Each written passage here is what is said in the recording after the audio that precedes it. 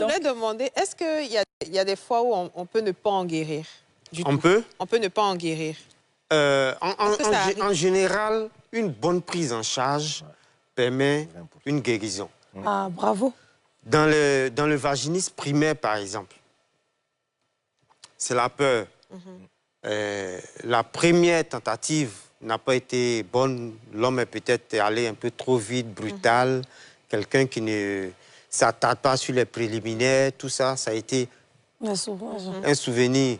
Sauvage. Ah oui, bien sûr, sauvage. Mais cette dame, elle a peut-être peur de la douleur. Oui. Mais qu'est-ce qu'il faut faire? En plus de dégager son bagage psychologique, il y a des traitements médicaux. On peut utiliser des lubrifiants. Vous dites, madame, avec ça, vous n'aurez pas mal. Si c'est la peur qui fait que vous n'acceptez pas, voilà.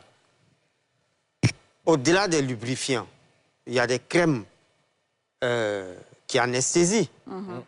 Le quoi? Le vagin? Bien sûr. Ah bon? Il y a des crèmes. Mais si c'est anesthésie contre la douleur, c'est anesthésie aussi contre le plaisir, non? Oui, mais l'objectif, c'est d'accepter le rapport. Le rapport. Peut-être un jour maintenant. Parce que dans le rapport, on a le désir et le plaisir. Parce qu'on a le désir d'abord avant d'avoir le plaisir. Mais si tu ne peux pas désirer, tu ne peux pas avoir le plaisir.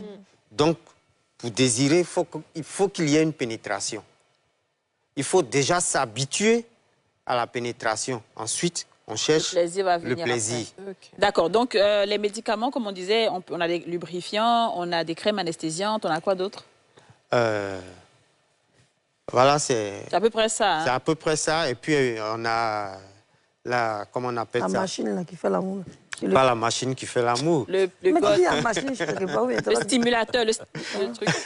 Bon, d'accord, c'est des petits objets qu'on peut utiliser, donner à la femme, utiliser ça vous-même. En fait, voilà, c'est ça. OK, donc voilà. Elle peut utiliser ça à la maison. À la maison. Parce que ça va faire bizarre à une femme, par exemple, de lui dire d'aller chez un kiné pour qu'il puisse lui mettre des choses à l'intérieur. Oui, non, elle utilisait juste le manuel d'instruction, c'est tout. Voilà, mais après, elle peut faire ça à la maison. Après, elle fait ça à la maison. Donc, le kiné, d'abord, elle lui montre comment on met, et puis elle va partir les faire à la maison. Elle laisse pas comment on met. Vous la laissez pour mais je voulais demander de façon générale, le vaginisme, vous avez travaillé aussi. Quelle tranche d'âge de femme? Comment? Quelle tranche d'âge de femme, de façon générale? Est touchée par le vaginisme? Toutes les femmes en âge de procréer peuvent être touchées par le vaginisme. Parce que c'est à cette période-là qu'on commence ces aventures sexuelles. Donc, à la ménopause, ça n'existe pas ou si? Si on peut développer un vaginisme à la ménopause. Pourquoi? Parce qu'on aura une carence hormonale qui fait qu'on a un rétrécissement vaginal, on a un déficit en lubrifiant. Ça aura pour conséquence des douleurs lors des rapports sexuels. On a des frottements qui vont entraîner des égratignures.